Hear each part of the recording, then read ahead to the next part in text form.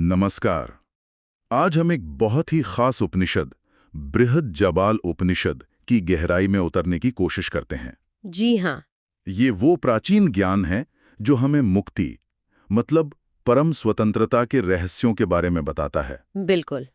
और ये जो हमारी आज की चर्चा है, ये उपनिषद के एक बहुत ही रोचक संवाद पर आधारित है। संवाद किसके बीच? ये संवाद हुआ था ऋषि याज्ञवल्क्य, जो ज्ञान के खोजी थे, और स्वयं भगवान रुद्र, जिन्हें हम सब शिव के नाम से जानते हैं, उनके बीच।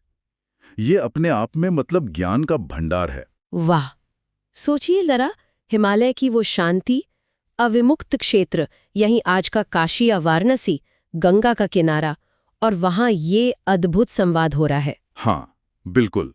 ऋषि सवाल पूछ रहे हैं और साक्षात शिव जवाब दे रहे हैं। और इस पूरी बातचीत का जो सबसे बड़ा सवाल है, वो शायद हम सबके मन में कभी न कभी उठता ही है। कौन सा? कि भाई, ये सच्ची मुक्ति आखिर है क्या? कहाँ मिलती है?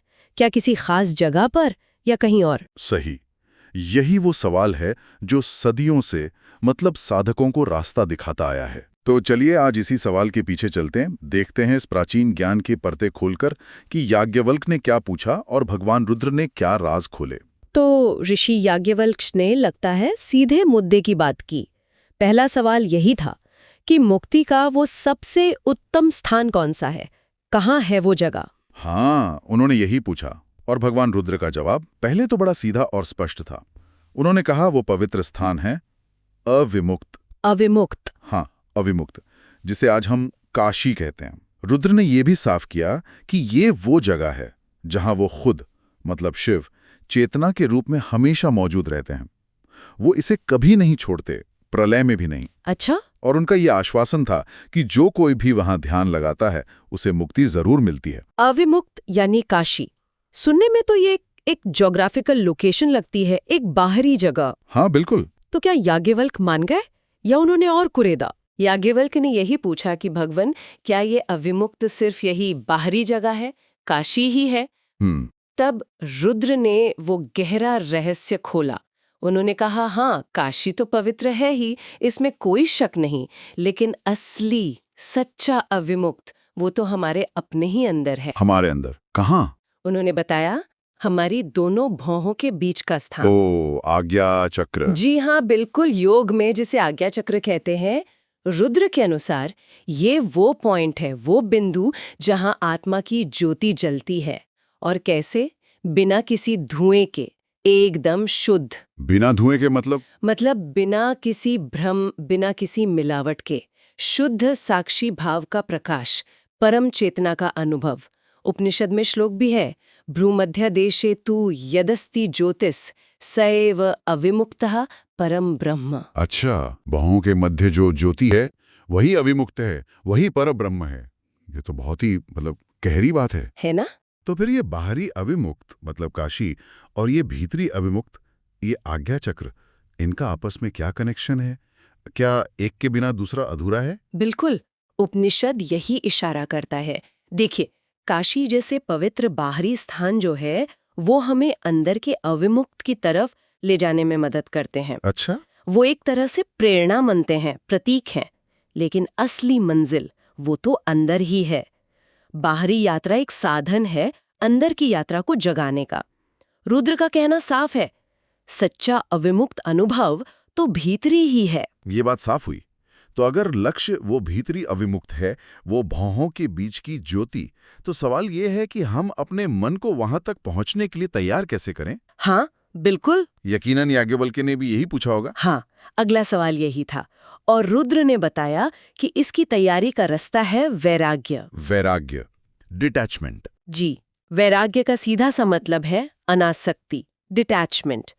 जब ज्ञान की समझ आती है तो हमारी जो पकड़ है बाहरी चीजों पर, रिश्तों पर, अपनी पहचान पर, इच्छाओं पर, वो ढीली पड़ने लगती है। जब इंसान अपने अहंकार को मतलब मैं और मेरा वाला भाव, उसे कम करने लगता है, उपनिषद इसे कहता है भस्म धारण करना। भस्म धारण करना, ये प्रतीक है। हाँ, ये अहंकार के जल जाने का प्रतीक है। और जब जीवन का फोकस सांसारिक फायदे नुकसान से हटकर सत्य की खोज बन जाता है, तब रुद्र कहते हैं वो इंसान संन्यास के लिए यानी मुक्ति के रास्ते पर चलने के लिए तैयार होता है। श्लोक भी है, यदा सर्वसंगम त्यजति मनसा वैराग्यम संपद्यते तदा एव संन्यास योग्यः। जब सारी आसक्तियों का मन से त्याग हो जाए और मन में वैराग्य पक्का हो जाए तभी वह संन्यास के योग्य है।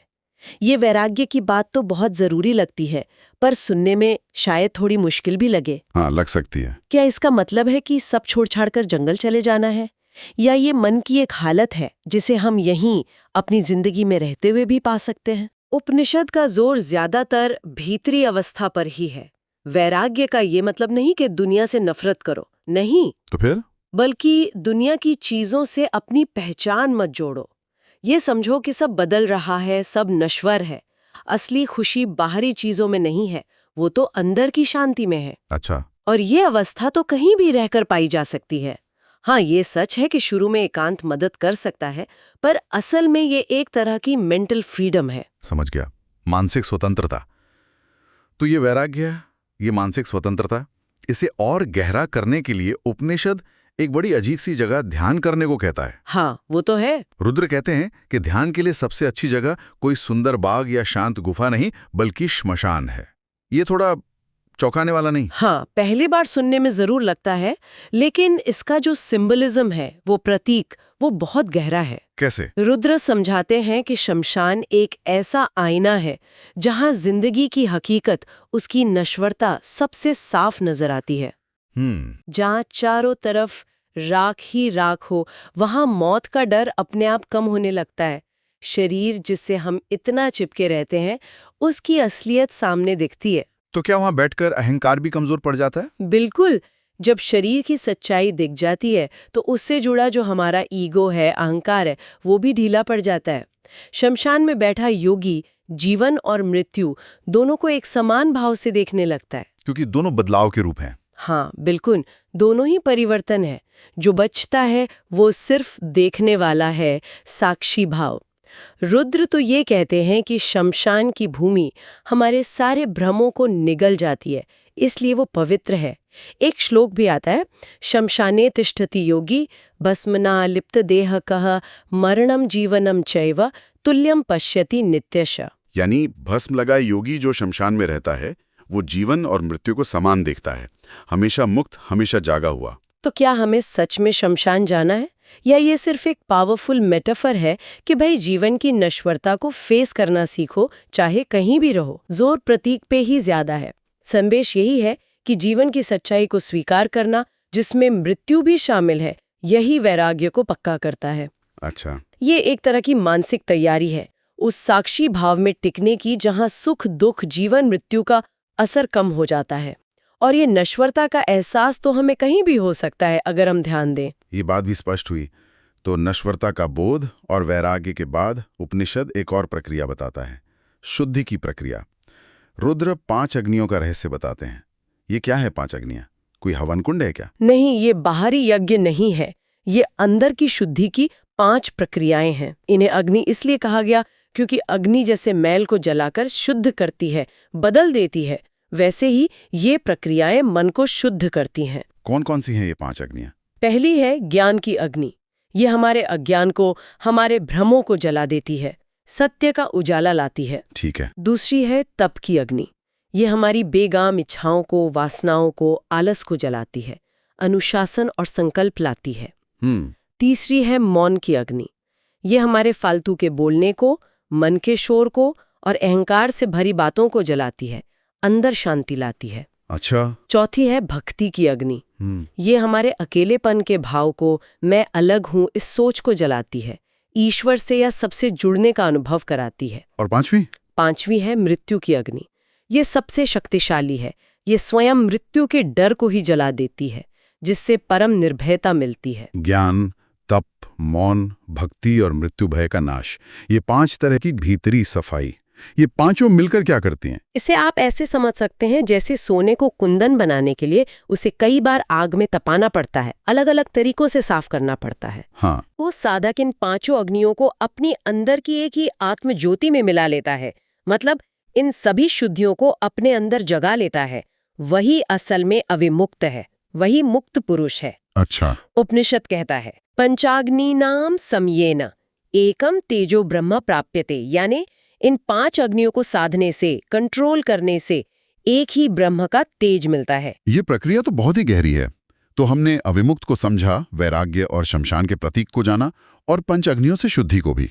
अब एक सवाल मन में आता है, जब ये शरीर नहीं रहता मृत्यु के बाद, तो इस अविमुक्त अवस्था का क्या होता है? उस शुद्ध आत्मा का क्या होता है? हाँ, ये सवाल याज्ञवल्क्य के मन में भी आया और रुद्र ने इसका जवाब एक बहुत प्यारी मिसाल से दिया। क्या मिसाल दी? उन्होंने कहा जैसे फूल मुरझा जाता है पर उसकी खुशबू तो हवा में फैली रहती है ना, जैसे दिया बुझ जाए पर उसका प्रकाश तो फैल चुका होता है। हाँ, बात तो सही है। वैसे अविमुक्त आत्मा शरीर के खत्म होने पर भी बनी रहती है, वो नष्ट नहीं होती। वो सिर्फ शरीर में बंधी नहीं है, वो तो आत्मा के रूप में हर जगह फैली हुई है। श्लोक भी है। हाँ, नायम देहे निवसति केवलम आत्मरूपेण सर्वत्र व्याप्तः। ये केवल देह में निवास नहीं करता, ये आत्म रूप से सब जगह फैला हुआ है। ये विचार तो बहुत शांति देता है ना। और इसी से जुड़ी है काशी की वो खास बात जो शुरू में हुई थी। ऐसा क्या खास है वहां कि मरने पर मुक्ति मिल जाती है? हाँ, अब रुद्र उस परम रहस्य पर आते हैं। वो कहते हैं कि काशी में मरने वाले को मुक्ति इसलिए निश्चित है क्योंकि वहां जिंदगी के आखिरी पलों में स्वयं शिव उस आत्मा के कान में तारक मंत्र का उपदेश देते हैं। तारक मंत्र? हाँ, तारक, जिसका मतलब ही है तारने वाला, पार लगाने वाला। ये वो मंत्र है जो आत्मा को जन्म मरण के चक्कर से पार लगा देता है। रुद्र का सीधा वचन है उपनिषद में, काशी मध्य म्रियते यास्तु तस्य कर्णे तारणमा मोक्षम ददामि तत्क्षणम न पुनर्जन्म भवति। यानी जो काशी में मरता है उसके कान में मैं शिव तारक राम नाम का उपदेश देता हूं और तुरंत मोक्ष देता हूं, उसका फिर से जन्म नहीं होता। ये तो कमाल का आश्वासन है ना? ये विश्वास कि मृत्यु के समय स्वयं परमात्मा आकर मदद करते हैं, ये काशी को वाकई एक बहुत खास जगह बनाता है। लेकिन फिर सबसे बड़ा सवाल खड़ा होता है, ये तारक मंत्र आखिर है क्या? वो कौन सी आवाज है, कौन सी ध्वनि है जिसमें इतनी शक्ति है? और बस यहीं पर ये संवाद अपनी ऊंचाई पर पहुंचता है। भगवान रुद्र वो आखिरी राज खोलते हैं। वो कहते हैं वो पवित्र ध्वनि, वो तारक मंत्र है राम। राम, बस ये 2 अक्षर? हाँ, बस ये 2 अक्षर। रुद्र समझाते हैं कि इस छोटे से नाम में जैसे पूरा ब्रह्मांड समाया हुआ है।